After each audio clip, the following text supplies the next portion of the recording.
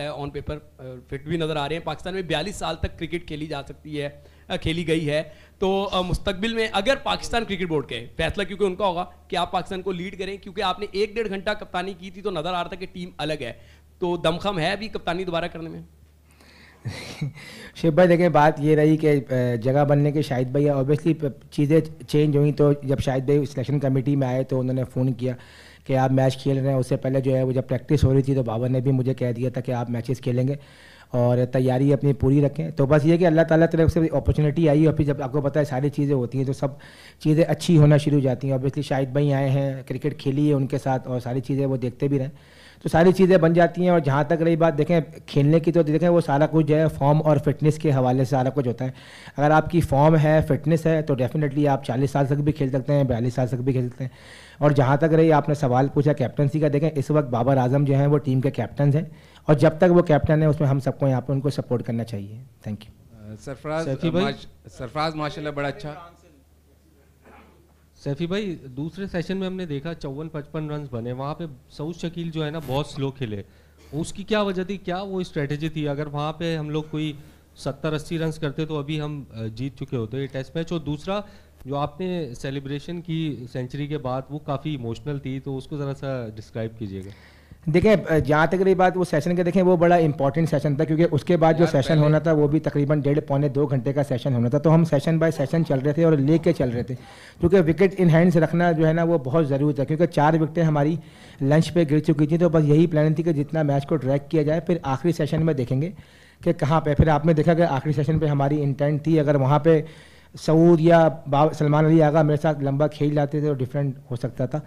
और जहाँ तक रही सेलिब्रेशन की, बट डेफिनेटली देखें इमोशनल तो बिल्कुल भी थी बिल्कुल। और क्योंकि पहली 3 इनिंग में जो है बहुत करीब पहुँच गया था, नहीं हो पाई थी। और अपने होम ग्राउंड पर एक ख्वाहिश थी कि क्योंकि काफ़ी जैसे अब नई चीज़ें आई हैं तो यहाँ पे जब लोग सेंचुरी करते हैं तो वो ऑनर्स बोर्ड पे जाके दिखते हैं, नाम लिखते हैं, तो वो हमेशा के लिए यादगार रह जाता है। तो वो एक ख्वाहिश थी, तो अल्लाह ताला का शुक्र है कि वो आज ख्वाहिश पूरी हो गई।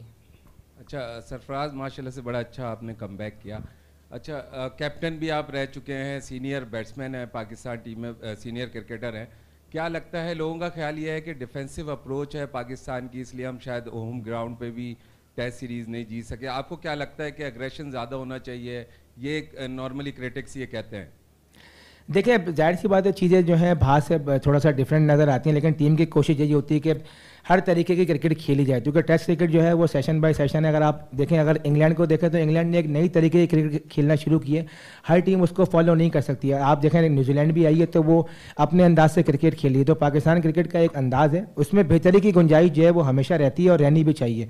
तो लड़के इंप्रूवमेंट की तरफ में देखें, चीज़ें आहिस्ता आहिस्ता बेहतर होंगी, कॉन्फिडेंस आएगा। कुछ लड़के ऐसे हैं इस वक्त जो कि टीम में नए आए हैं, तो 4-5-6 लड़के ऐसे हैं जो कि टीम में पहली बार खेल रहे हैं। तो इंशाल्लाह बिल्कुल बेहतरी की गुंजाइश है और लड़के इंप्रूवमेंट की तरफ जा रहे हैं और इंशाल्लाह आगे आके ये लड़के जो है वो टीम के लिए जैसा क्रिकेट की डिमांड है, जैसा क्रिकेट चाहती है वैसे खेलेंगे। सरफराज बहुत बहुत मुबारक हो। ये बताएं इस इनिंग्स को अपने 51 टेस्ट में कहाँ पे रखेंगे, कितनी यादगार है? शाहिद भाई अभी तक मेरी देखें इनिंग्स तो बहुत अच्छी खेली है, क्रूशल भी खेली है, गोल में इनिंग खेली थी, उसमें 96 किया था 85 पे। उसके अलावा ऑस्ट्रेलिया के खिलाफ भी जो 100 था वो 79 बॉल पर था। लेकिन ये एक ऐसी इनिंग थी, चौथी इनिंग का एक प्रेशर डिफरेंट था और मैच को पूरा लेके चलना था। तो मैं समझता हूँ अभी तक की मेरी जो है ये बेस्ट इनिंग है।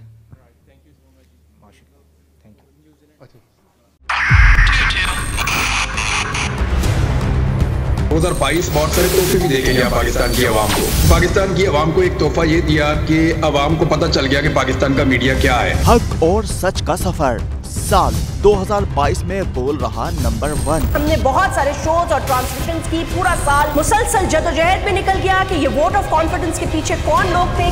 तोड़े रेटिंग के सभी रिकॉर्ड। सोशल मीडिया पर भी सबसे ज्यादा तेजी से 2.4 बिलियन व्यूज का संगे मील अबूर किया। एंकर्स को भी आवाम में सबसे ज्यादा मकबूलियत मिली और सोशल मीडिया पर भी बोल रहा सब पर भारी।